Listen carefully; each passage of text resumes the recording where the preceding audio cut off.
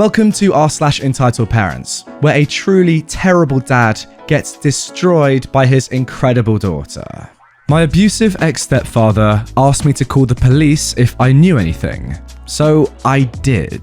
I am a 29-year-old woman, and I live with my mum and her new boyfriend, we'll call him A-Hat, when I was a child. They met when I was 10 years old, but from the moment I met this man, I never liked him. He gave off the most terrifying vibes, and even as a child, I could instinctively tell that there was something wrong with this man. Fast forward 6 years, and my mum and A-Hat are getting married on my birthday no less. I have 3 new siblings in that time from their marriage, and this man for the past 6 years has made my life a living hell. He was physically and verbally aggressive almost every single day to me, my mum, and siblings. However, he did, and still does, have a particular dislike towards me. To this day, I'm still not sure why. He would exclude me from family events, force family members to not give me presents at Christmas and birthdays, and then humiliate me on those events and make a scene of me not receiving gifts. Body shame me? I was 11 years old when he did this, mind you, and called me a hoe for wearing a skirt. He also spent approximately $50,000 of my inheritance on himself, things like mountain bikes and the like. He would hide my phone for no reason, so I couldn't contact my father or friends or extended family. He wouldn't let me eat the yummy food, but would sit there and eat it in front of me.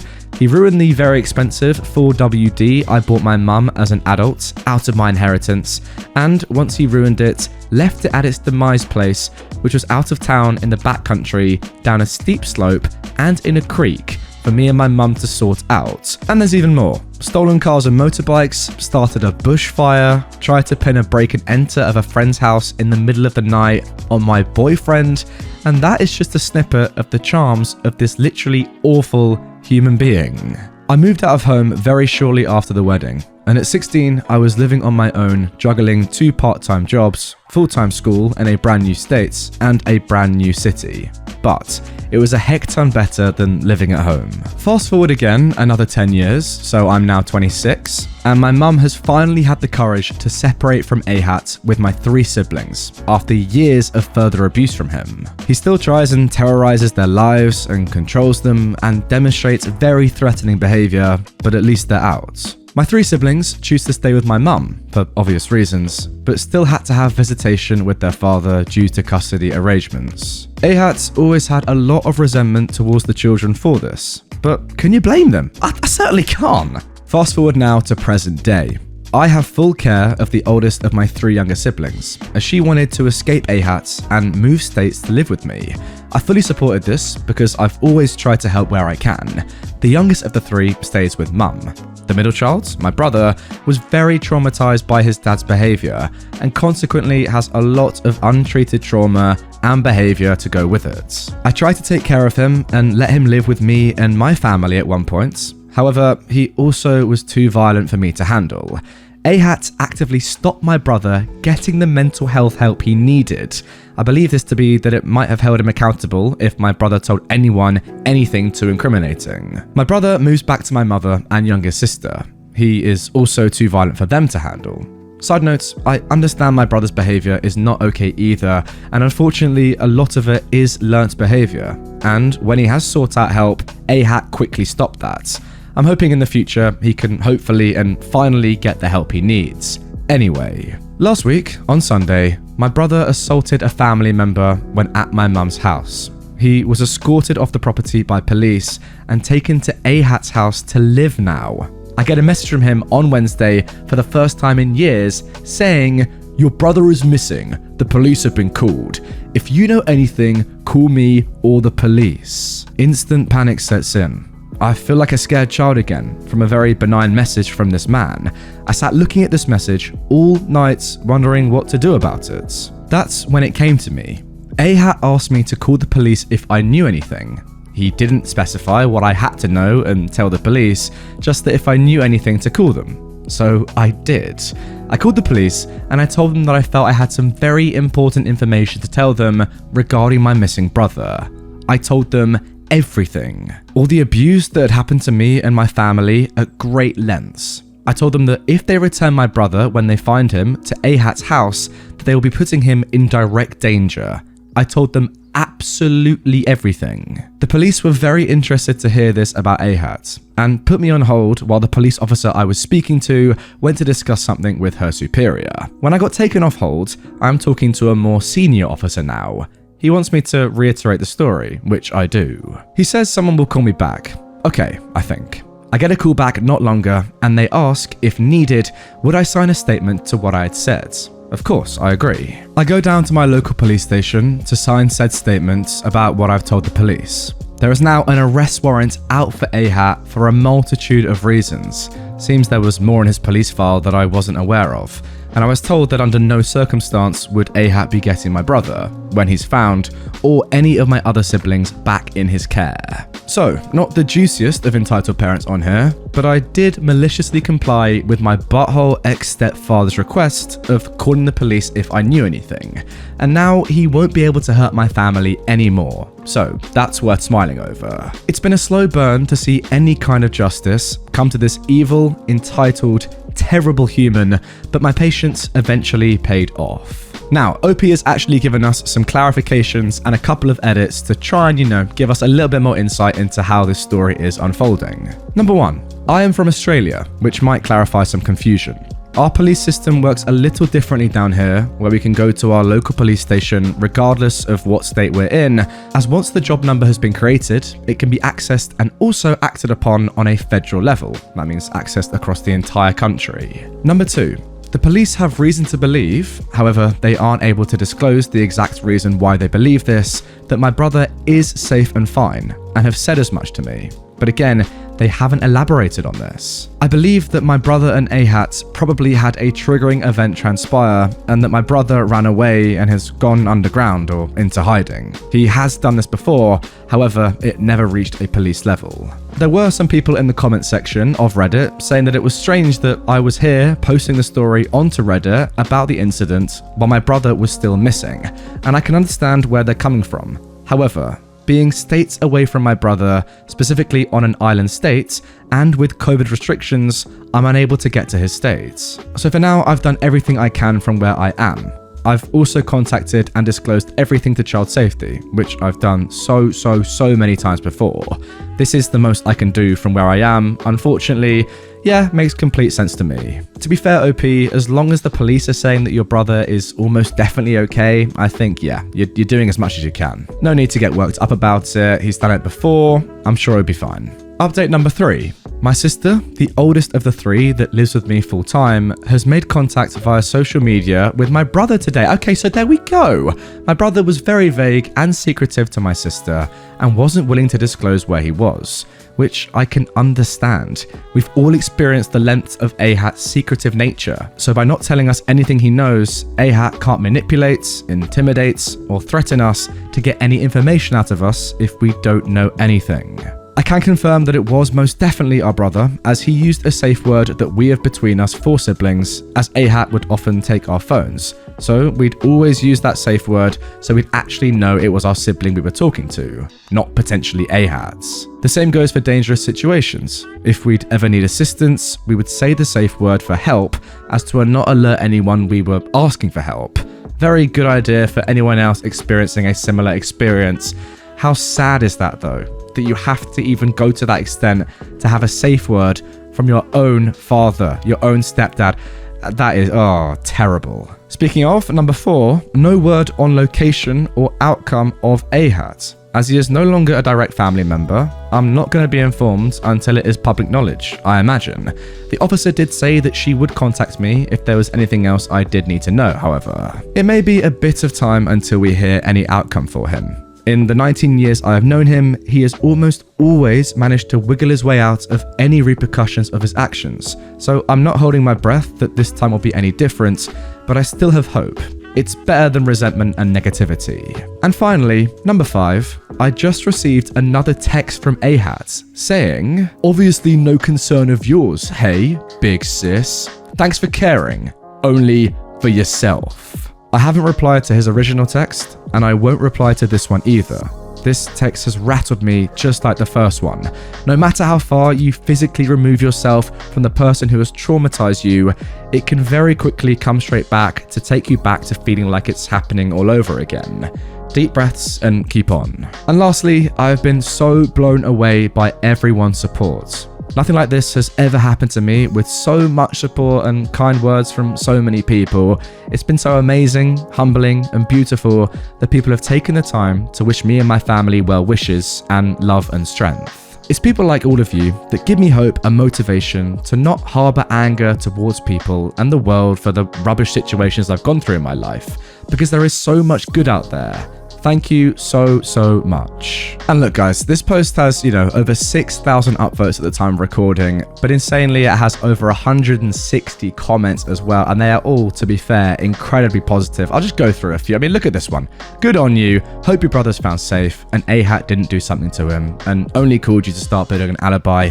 Yes, I really hope that's also what happened. I mean, look, what a comment by Stellar Manatee. I'm in awe of your bravery. Not easy to come from such an abusive step-parent to work and live your life at such a young age and still manage to be there for your siblings. An absolute standing ovation for telling the police everything you knew, as your butthole ex-stepfather requested.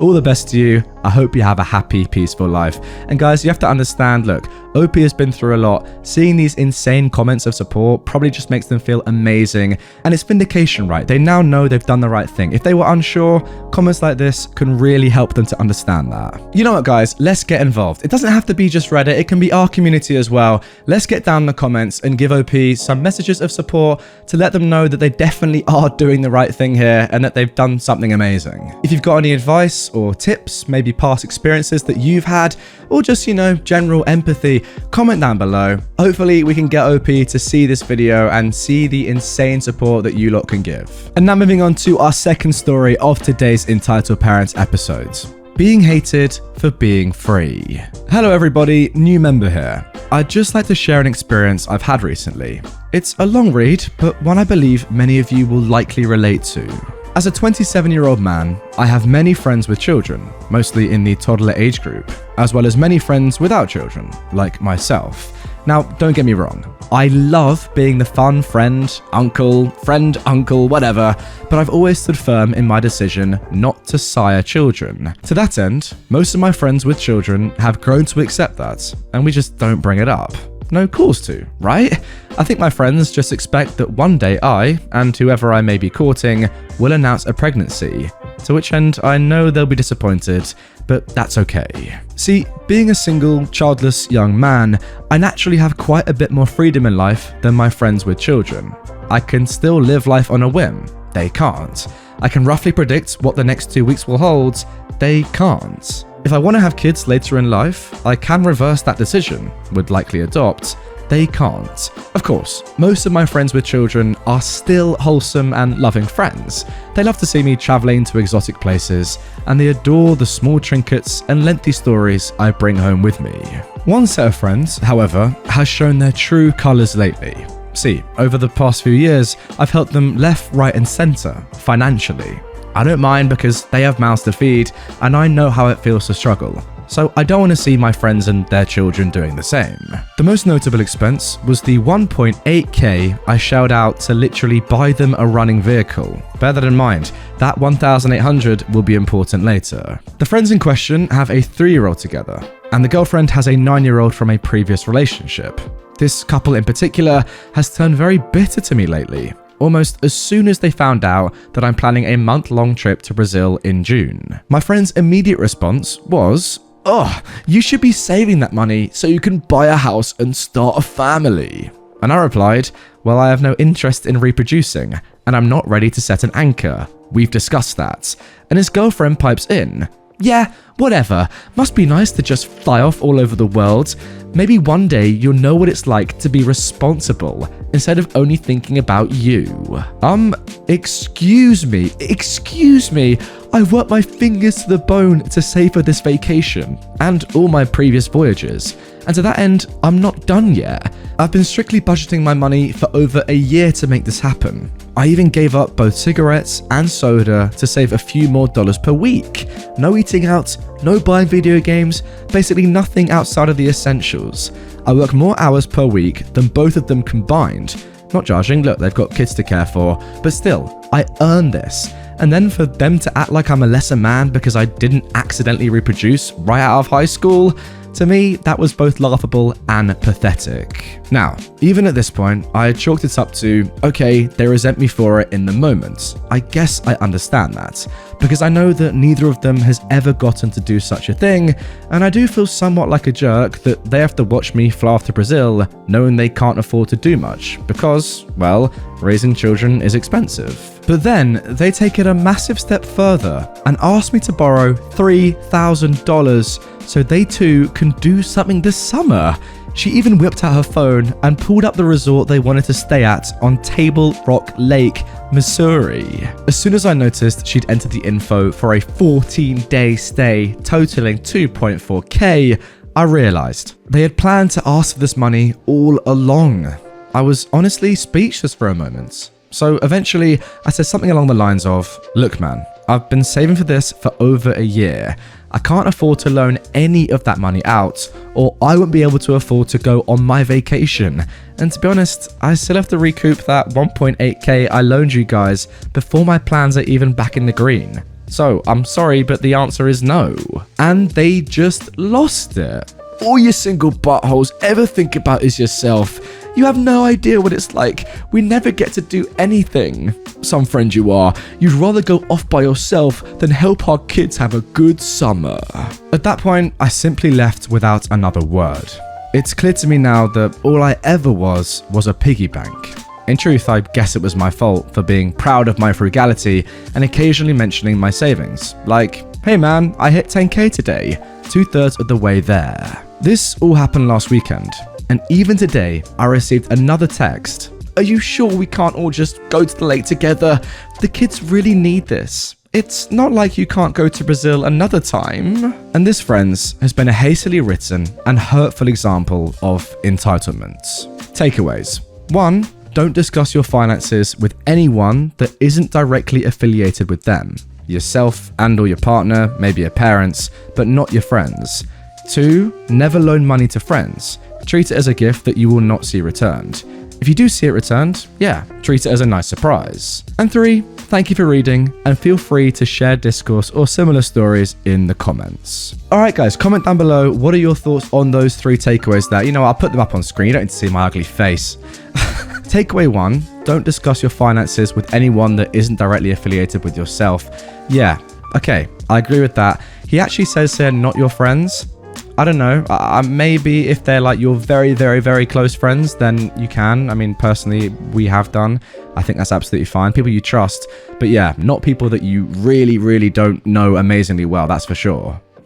2, never loan money to friends. I actually do agree with this one. Even my best friends, I wouldn't loan money to expecting them to pay me back necessarily. I'm not saying like just a small amount of money, but you know, a proper chunk of money. If you're going to loan that to a mate, yeah, realistically, don't expect to see it back. Obviously, you would hope it comes back, but yeah, he's right. If you do see it return, treat it as a surprise. I completely agree with that. And 3, yeah, comment down below, fellas. What are your thoughts on this story?